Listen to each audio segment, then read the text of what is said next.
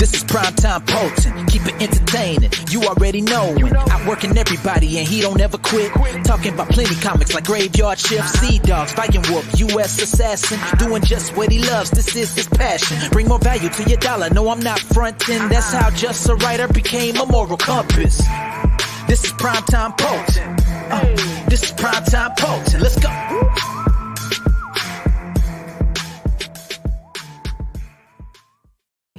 Yo, what's up, guys? Happy Sunday. Thanks for joining me today.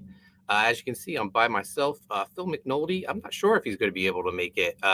He just texted me. I asked him if he wanted to go see a movie later tonight, and he told me he was busy with grad school work. I asked him if he was able to stream because we had set this up yesterday.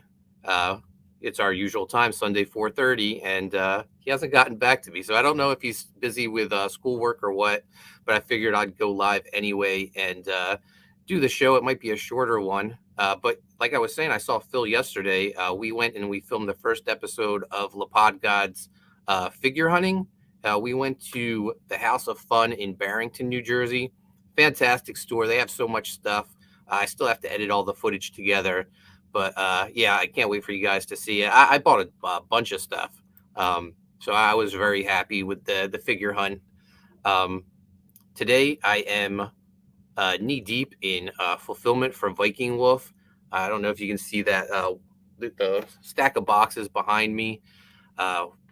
When everything's said and done today, I should have 150 of the 500 packages out the door. Very happy with that. Big shout out to Mark Yoon, who has been here Friday and today helping me. He's actually helping me right now while I live stream. So he's the MVP, guys. We got, speaking of Mark Yoon, he's in the chat. What's up, Mark? What's up? We got Nicholas Gear here as well. Hey, everyone, at work but listening in. Thanks for joining us, Nicholas.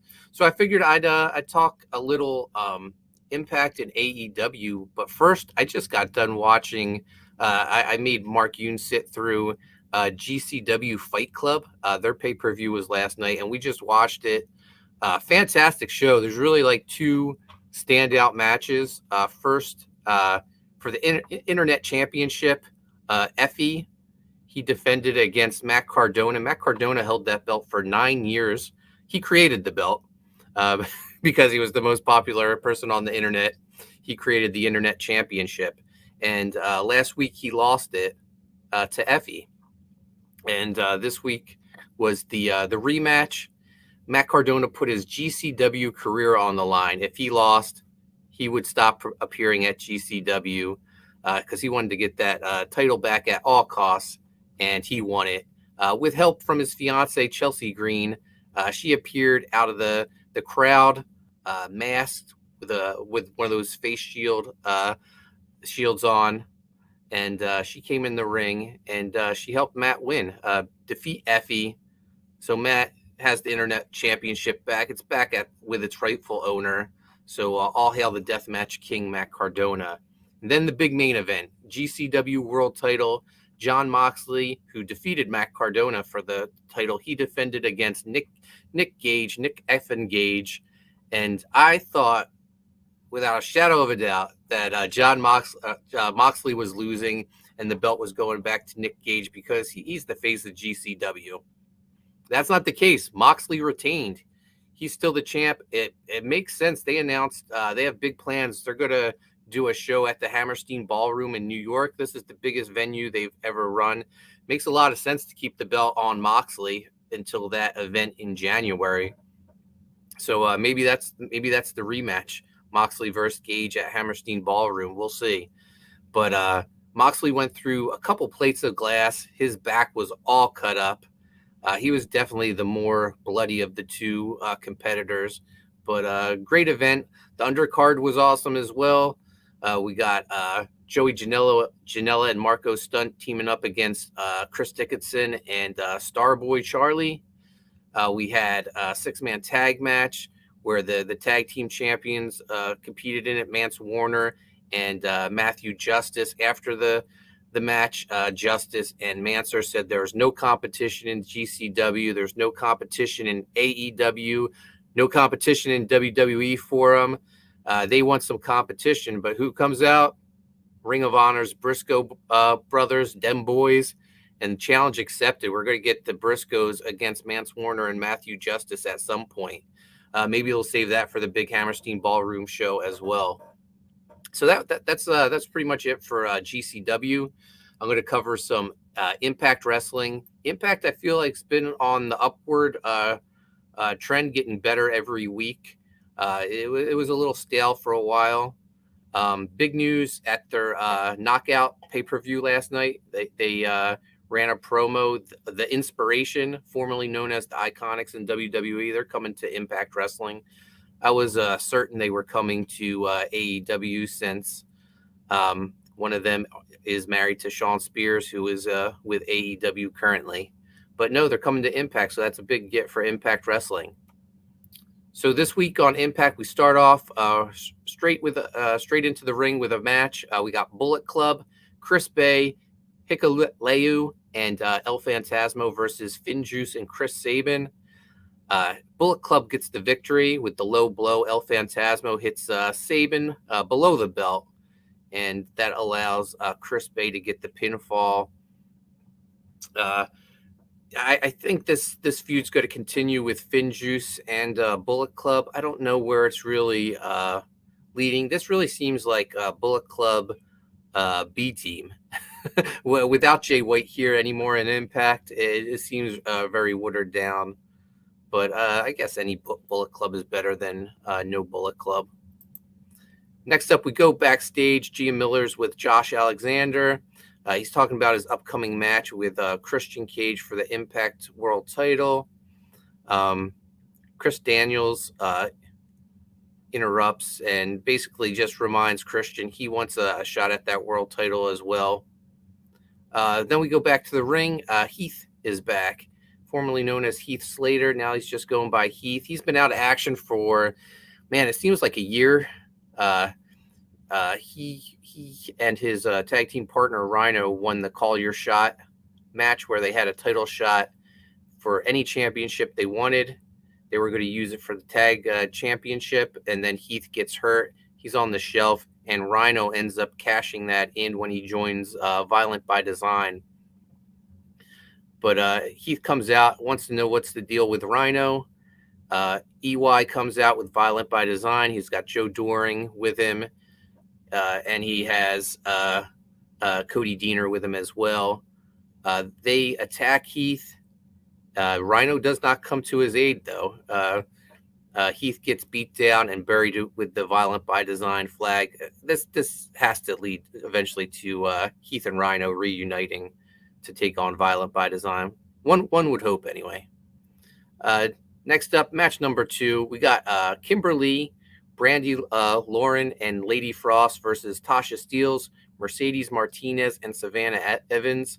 A couple of newcomers to the Knockouts division, Brandy Lauren and Mercedes Martinez, both from NXT. Mercedes Martinez was actually on the main roster of WWE for a while. She was part of Retribution, but she realized that gimmick was terrible and she has to be sent back down to NXT. So good for her, although it ended up with her getting released. So I don't know if that's the best move for her. Anyway, Tasha Steelz, Savannah Evans, and Mercedes Martinez gets the victory. This was just a way for them to highlight a lot of the ladies that were on the Knockout pay-per-view last night. Post-match, Alicia Edwards comes out with a kendo stick, and she starts beating down all the ladies. She's fired up. Then we go to It's All About Me. That's Tennille Dashwood's talk show segment. Phil and I, we've let our opinions on Tennille Dashwood be known every episode. I think now that she's paired up with Madison Rayne, things are a little better. But they're joined by Decay, Rosemary, and Jessica Havoc. They scare off Tennille and Madison Rayne as well as Caleb with a K, eventually leading to a title match between these two teams. I don't really see Tennille and Madison beating Decay. Match 3, X Division Championship qualifier. Now that Josh Alexander has given up the title to get the heavyweight championship title match, with Christian. The X Division Championship is vacant, so they've been holding a tournament tonight or Thursday. They had Black Taurus versus Steve Macklin versus Petey Williams. They continue to book Steve Macklin perfectly. He gets the victory, and he looks impressive doing so. I would say right now, Macklin looks like the guy to beat, unless there's some newcomers that they're going to add to the tournament. Match 4, we get the Learning Tree, Zicky Dice and Manny Lemons versus Willie Mack and Rich Swann. They want to do their teacher Brian Myers proud and defeat Willie Mack and Rich Swann. But Brian Myers is like, if I can't beat them, how are you guys going to beat them? And they sucked up to him, and they're like, with your help, of course. But it doesn't work. Rich Swann and Willie Mack get the victory. Swann and Mack, they have their eyes set on the Impact Tag Team Championships held by the Good Brothers, who they haven't been on TV in a while. It's weird. The past couple weeks, we haven't seen Taylor Wilde. We haven't seen the Good Brothers except in pre-recorded backstage segments, and we haven't seen Matt Cardona. It's weird. I guess it goes with whatever recording schedule they go with, because they tape so many episodes in advance. I don't know if some people appear for the first couple episodes and they get sent home early, but it's a little inconsistent when you don't get to see the stars every episode. Then we go to the contract signing for Mickie James and Deonna Purrazzo. It breaks out into a brawl where Scott D'Amore tells them they can't touch each other until the match, or the match will be thrown out. Main event time: Ace Austin and Man-Bad Poulton teaming with Josh Alexander and Christian Cage. Cage and Josh Alexander, no surprise, they get the victory. These two guys have a little disagreement, and it's gonna, just gearing up for their big match at Bound for Glory, which is, I believe, next week. Yeah, Bound for Glory is 1 week away. So I've been calling it for a while. Josh Alexander, he's the guy that's going to end up getting the Impact Championship back on an Impact guy. They've had Kenny Omega and then Christian as champions, 2 AEW guys. Josh Alexander seems to be the guy that they've anointed as the next great Impact wrestler. He's definitely has the wrestling part down. Not sure about his mic skills yet, but he's a work in progress.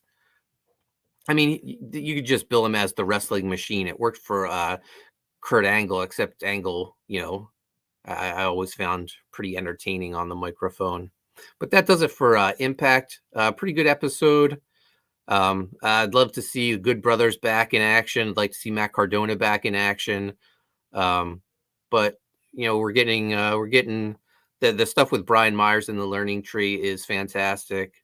I'm liking the Kimberly, Brandy Lauren, Undead Bride faction. That's really cool. I would love to see them eventually face Decay for the tag championships.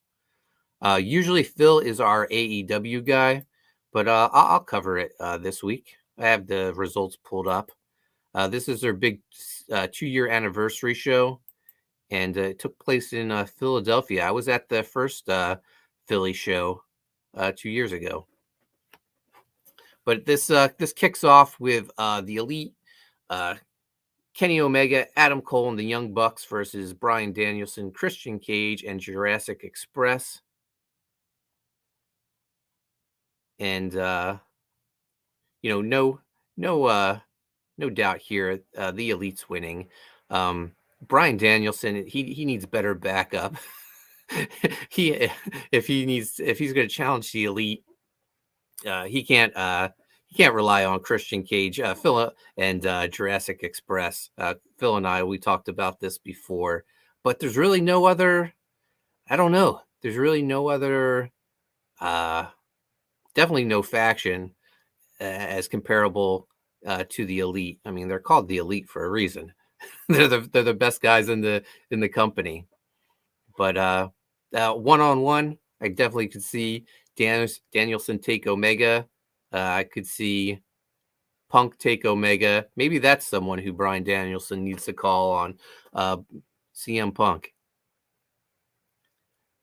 All right. Next up, we have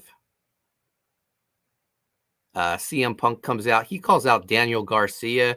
Garcia jumped him a couple weeks ago, and they're going to wrestle this week. That'll be later in the match. We then get another Arn Anderson, Cody Rhodes segment. And this stuff with Arn Anderson is fantastic. He's outside Cody's mansion this week, and he's setting a fire in a trash can. And Cody comes out in his three-piece suit, and he's like, "Arn, what the hell are you doing?" And he does another pep talk to Cody. Tells him he's got to get out of those three-piece suits, and he's got to be dirtier, and he's got to have that killer instinct. He makes Cody take his pink tie off, and he throws the pink tie into the fire.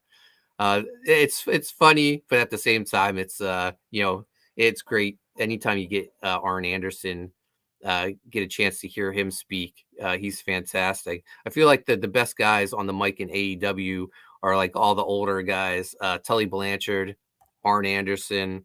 I mean, those are the guys I grew up watching. And then even guys who are veterans like Eddie Kingston, Moxley's great on the mic, CM Punk. But yeah, so more enjoyable stuff. The Malachi Black Cody feud is going to continue. Next up, we have Bobby Fish in AEW. It didn't take him long to land on his feet after being released by WWE. He's in AEW, and he's getting a TNT championship match against Sammy Guevara. Sammy beat Miro in what I considered the upset of the year. I really didn't expect them to take the belt off Miro. Miro was doing such great work as God's chosen champion. But they put the belt on Sammy, and he is defending against Bobby Fish in a really great match that ended up Sammy gets the victory, but Bobby Fish ended up getting signed to a contract with AEW. So Bobby Fish is now All Elite. After the match, we got Dan Lambert and the Men of the Year. They come in, they're beating up Sammy. Jericho and Jake Hager, they come out for the save. It's looking like we're going to get a Jericho, Jake Hager versus Dan Lambert feud. This is weird. Like Dan Lambert's an MMA trainer, and he can't help himself. He can't stay out of pro wrestling. He was on Impact Wrestling for a long time. I hated it then. I hate it now. At least this time they put him with some wrestlers I like with Men of the Year. But it's weird that he keeps on popping up in pro wrestling. I sort of hate when they bring in MMA fighters into pro wrestling. I was telling Mark Yoon earlier today, I like my fighting scripted, but we don't need Dan Lambert or Junior Dos Santos or Paige Van Zant, any of these people in pro wrestling. I don't care about them. I honestly don't even know who they are.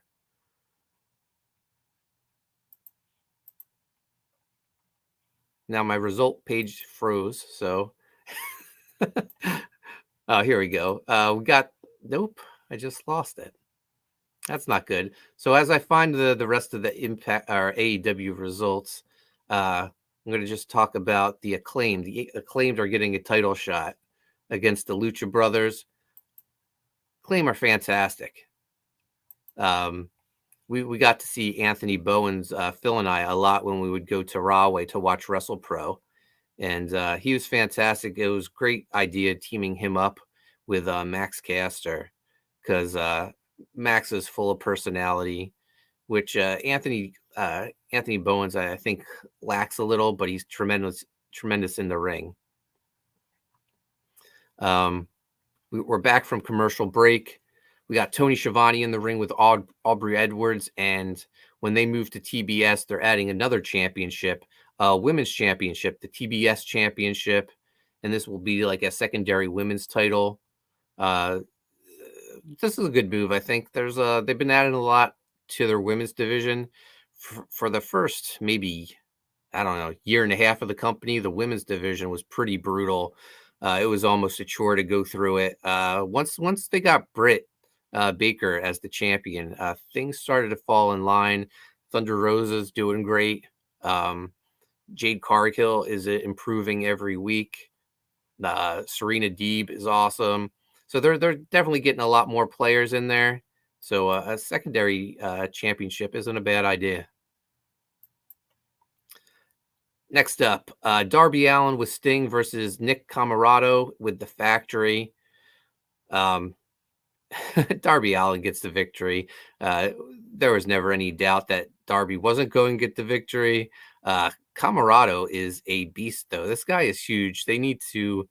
I mean, I feel like as much as I love QT Marshall, they need to get him away from the Factory and just let him on his own, because the Factory is sort of like, at this point, Jimmy Hart's Dungeon of Doom. They're the jobber faction that always takes the L. Next up, we have Dante Martin.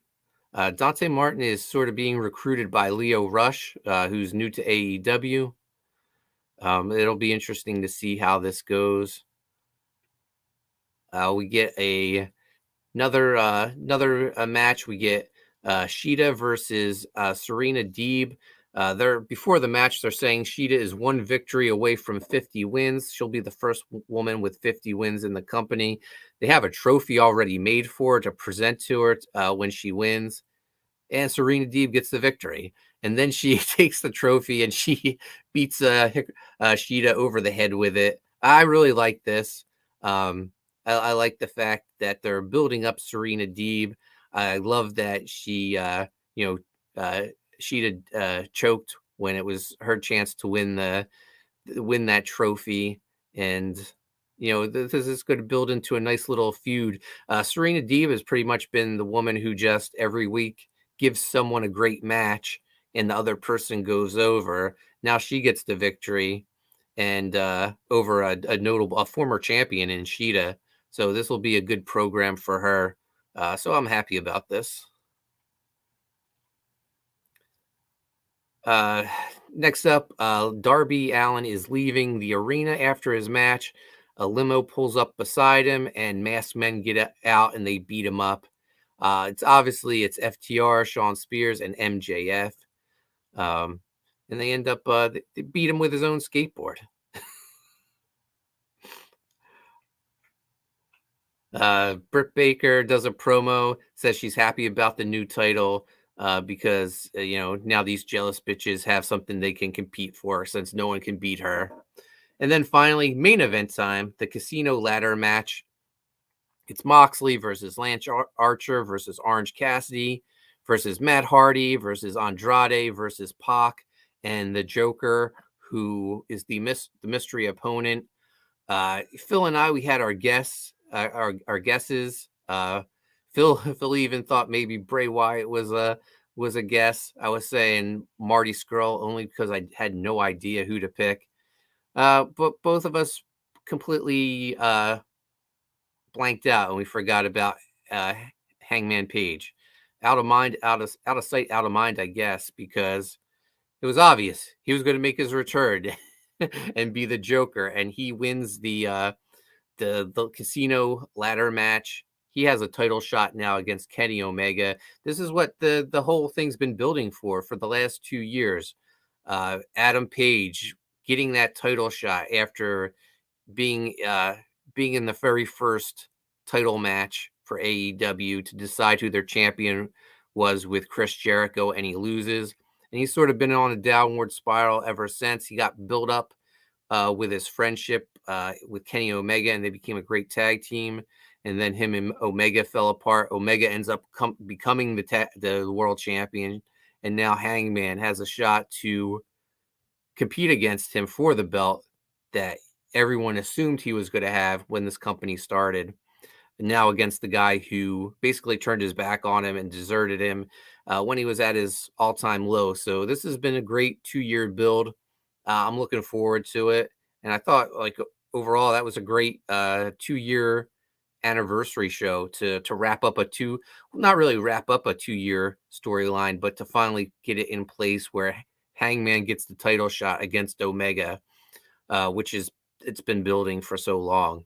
So that does it for this week's AEW. I'm not going to cover SmackDown. I'm not going to cover Rampage. Although CM Punk wrestled Daniel Garcia on Rampage, obviously got the easy victory over Garcia, but it was great to see 2.0 with him. CM Punk called them, the Nasty Boys kids because of their paint splatter costumes, which was fun. But that does it for this week's LaPod Gods. Hopefully Phil will be back on Wednesday. Hopefully he can get that grad school work done. I know he had a big paper he was working on. Anyway, shout out to Mark Yoon. Shout out to Nicholas Gear in the chat for joining us. And we will see you guys on Wednesday. Oh, wait, one last thing. U.S. Assassin, 9 days left in the campaign, I believe. Definitely check it out. You know what? I'm going to pull it up real quick. U.S. Assassin, 9 days left. We're over 31,000, closing in on 32,000. I'm going to play the video real quick. Mail into the chat.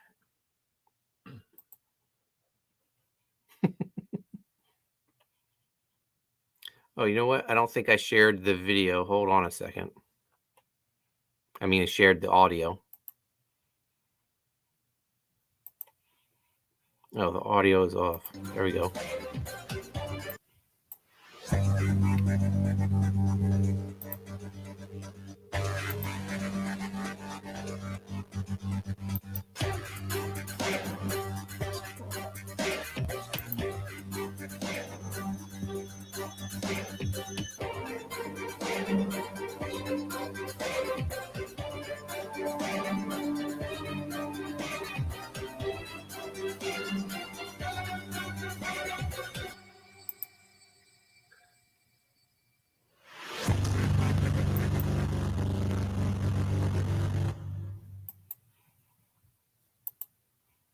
There you have it, the new trailer for U.S. Assassin 3 Graveyard Shift. 9 days left. Plenty of great tiers. Our featured tiers, the fan pack, $125. You get 5 books. You get Mike McMahon's cover to the book 3, Matt Martin's cover to book 3, the black and white edition of book 3, the collected edition, which collects U.S. Assassin volumes 1 and 2, as well as the Mercenary flip book, a 10-page Mercenary story on one side, a 7-page Bazooka Dog story on the other side, and then there's 3 fantastic pinups by Mark Yoon that he just completed his last one today. So definitely check it out. Here's a look at this Matt Martin cover. Absolutely fantastic. It's funny. John Malin's in the chat because he's a little angry because we asked Matt Martin to do a Graveyard Shift piece, and he was too busy. But he wasn't too busy to do a U.S. Assassin piece. If it's any consolation, John, it features Lilith, and she's Graveyard Shift. Anyway, we got the photo cover with Flip Gordon and some of Mike's interior artwork. Mike's just doing the best work of his career.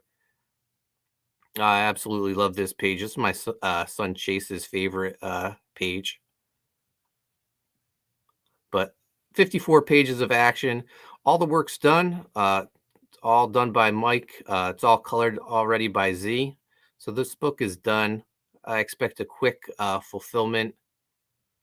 But speaking of fulfillment, I'm going to sign off now. I have to get back to fulfilling